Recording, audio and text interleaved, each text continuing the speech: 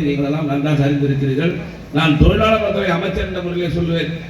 தோமுசா மட்டும் இல்லை, தொழிலாளர்களுடைய நலனுக்காக முன்னேற்றத்திற்காக எந்த கட்சியிலிருந்து உழைத்திருந்தாலும் அவர்களுக்கு என்னுடைய பணிவான வாழ்த்துதலையும் வணக்கத்தையும் நான் தெரிவித்துக் கொள்ள விரும்புகின்றேன்.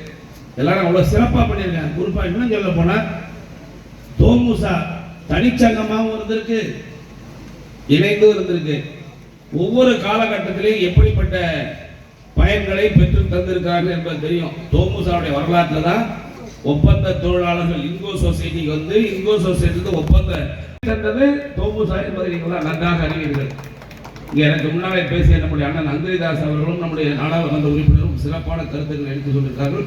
அதையெல்லாம் நான் நேரத்திலே வரவேற்க கடமைப்பட்டிருக்கிறேன். ஏன்னா இன்றைக்கு ஒன்றிய அரசாங்கம் எப்படிப்பட்ட நிலைப்பாட்டை எடுத்துக்கிட்டு இருக்கு. நம்மகிட்ட எதுவுமே இல்லை, விமான நிலையம் நம்ம கண்ட்ரோல்ல வெளியே போயிடுச்சு.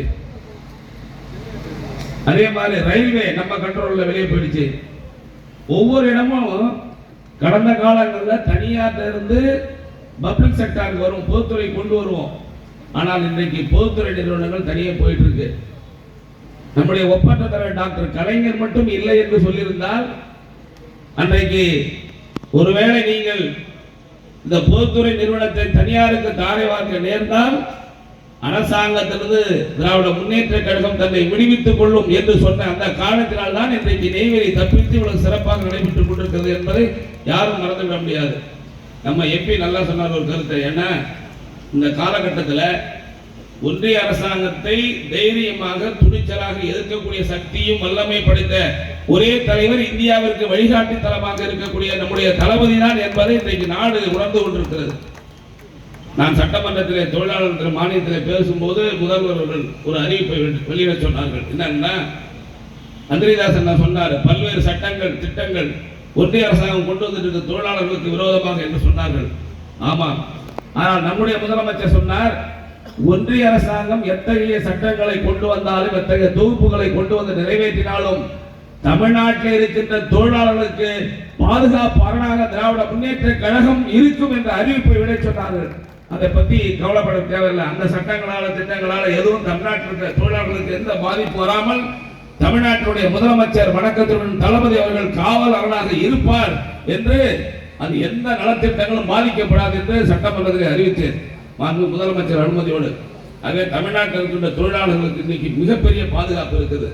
இந்தியாவிலேயே பெண் தொழிலாளர்கள் அதிகமாக வேலை பார்க்கக்கூடிய மாநிலம் தமிழ்நாடு. 42% இன்னைக்கு பெண்கள் வேலை செய்யக்கூடிய மாநிலம் என்னன்னா நம்முடைய தமிழ்நாடு தான். இன்றைக்கு தொழில்துறையில வந்து 13வது இடத்தில் இருந்த தமிழகம் இன்றைக்கு 2வது இடத்திற்கு 3வது இடத்திற்கு வந்திருக்கு சொன்னா நம்முடைய அமைதியான மாநிலம்.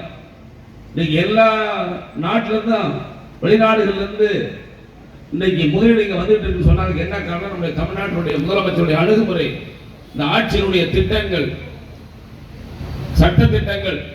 இன்னைக்கு அமைதியான மாநிலமா இருக்கக்கூடிய ஒரு இது.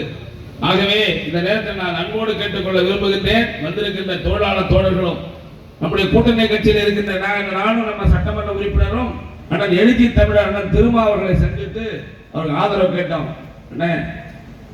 தலைவர் இந்த ஆதரவு மட்டுமல்ல, வருகின்ற 2026 சட்டமன்ற தேர்தலுக்கும் எங்களுடைய ஆதரவு விடுதலை சிறுத்தை கட்சியுடைய ஆதரவு அண்ணன் தளபதிக்கு தான் இருக்கும், நாங்கள் எந்த மாற்றமும் இல்லை என்று எங்களிடத்தில் சொன்னார். அந்த அடிப்படையிலே தான் அந்த நம்முடைய விடுதலை சிறுத்தை இயக்கம் இன்றைக்கு நமக்கு ஆதரவு இருக்கிறது. மறுமலர்ச்சி திமுக, காங்கிரஸ், மற்ற எல்லா கட்சியும் அவர் அண்ணன் அறிக்கையை விட்டிருக்கிறார். இன்றைக்கு அறிக்கை விட்டிருக்கிறார், வந்திருக்கிறது. நாளைய தினம் அந்த அறிக்கை எல்லோரும் நீங்கள் பார்க்க வேண்டும் என்று நான் அன்போடு கேட்டுக்கொள்கிறேன். அண்ணன் எழுச்சி தமிழர் அவர்கள் நம்பர் 6க்கு வாக்களிக்க வேண்டும் என்று அறிக்கை விட்டிருக்கிறார்கள். அதே போன்று தமிழக வாழ்வுரிமை கட்சியினுடைய தலைவர் சட்டமன்ற உறுப்பினர் அண்ணன் வேல்முருகன் அவர்களை சந்தித்தும் பேசியிருக்கிறோம். எல்லோரிடத்தும் எல்லா கட்சி, அதே மாதிரி காங்கிரஸ் கட்சியினுடைய சட்டமன்ற தலைவர் அண்ணன் செல்வ பிறந்தவர், எல்லா கட்சி தலைவர்களையும் பேசியிருக்கிறோம். ஆகவே வந்திருக்கின்ற தோழர்கள் அத்துணை பேரும் இன்றைக்கு இருக்கிற சூழ்நிலையில தொழிலாளர் முன்னேற்ற சங்கம் முதன்மை சங்கம் அல்ல, தனிப்பட்ட முறையில் இண்டிவிஜுவல் சங்கமாக வந்தால்தான் நெய்வேலி தொழிலாளர்களை காப்பாற்ற முடியும். 2020 நடைபெறுகின்ற ஊதிய மாற்று ஒப்பந்தத்தில் மிகப்பெரிய மாற்றத்தை உருவாக்க முடியும். ஆகவே வந்திருக்கின்ற தொழிலாளர் தோழர்களே, படித்தவர்களே, பண்புள்ளவர்களே, எல்லாவற்றையும் சிந்திக்கக்கூடிய நீங்கள் எந்த சூழ்நிலையிலும் தடம் மாறிவிட்டால் எதிர்காலத்தில் இந்த நெய்வேலி தொழிலாளர்களை காப்பாற்ற முடியாத ஒரு நிலை ஏற்பட்டுவிடும். ஆகவே வந்திருக்கின்ற தொழிலாளர் தோழர்கள் அத்துணை பேரும் நம்பர் 6 வாக்களித்து நீங்கள் வெற்றி பெற செய்ய வேண்டும் என்று அன்போடு கேட்டு நம்முடைய எண் 6 மறவாதீர் வாக்களிப்பீர் 6 என்று கூறி விடைபெறுகிறேன். நன்றி, வணக்கம்.